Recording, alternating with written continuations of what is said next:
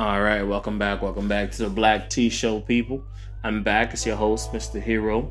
So let's do something on the rock. Probably the most pressing, the most devastating news of the last month, the Black community was the shooting of a Mr. Nipsey Hussle on March 31st of this year. He was shot by somebody who was known by in his neighborhood as the lowly shitty cuz. And in that moment, you could say that one of the great voices of our community, of our generation, was blotted out. You know, someone who was known much for his big heart, as he is for his music. Someone who, from the very beginning, spoke plainly about what his plans are. You know, about what he wanted to do not only for himself and not only enrich himself, but also enrich his own community. You know, someone that started off by building his own computer to make music on, to make videos on, to make his own songs on, and then from after that, selling his mixtapes from the back of his trunk like it was 1993 all over again.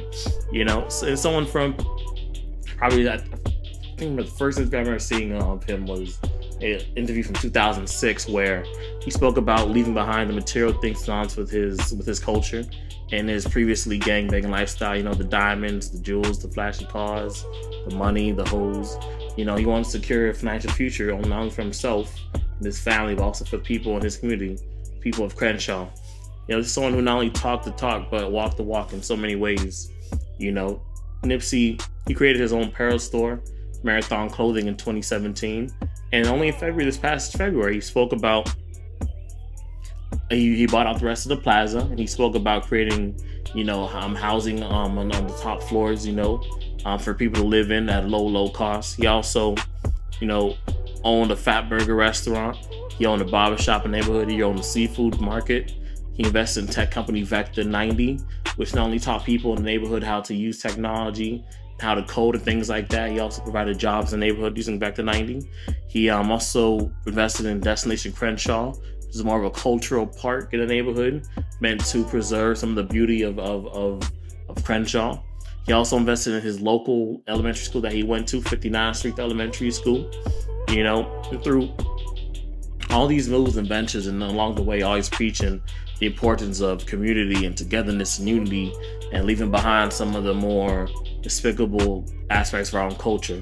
You know, Nipsey done something that even Tupac hadn't done in a lot of ways, you know, creating a physical legacy, you know, not just in terms of music and movies and just impacting the culture, you know, entertainment wise, but impacting the culture in a way that is so much more tangible, so much more valuable, you know, something that his community and family will continue to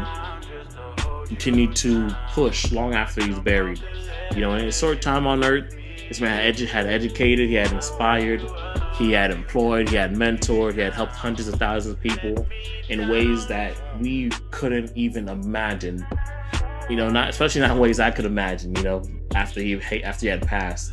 To see that even now, a month later, that all these gangs all over the country are putting down their guns, they're coming out, they're saying, you know what, we need to do better for the community. We know we need to continue to push Nipsey's dream. You know, we need to continue to do more for the neighborhood. We need to buy out the neighborhood instead of just fighting all over for it. You know what I mean?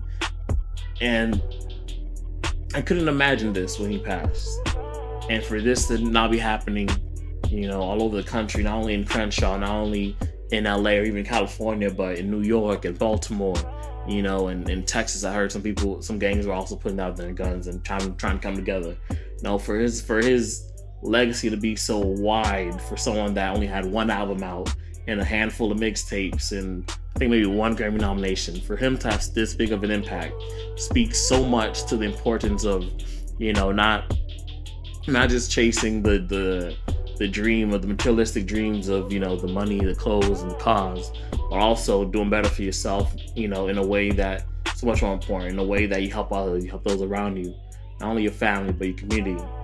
And that's what Nipsey's legacy should be, community.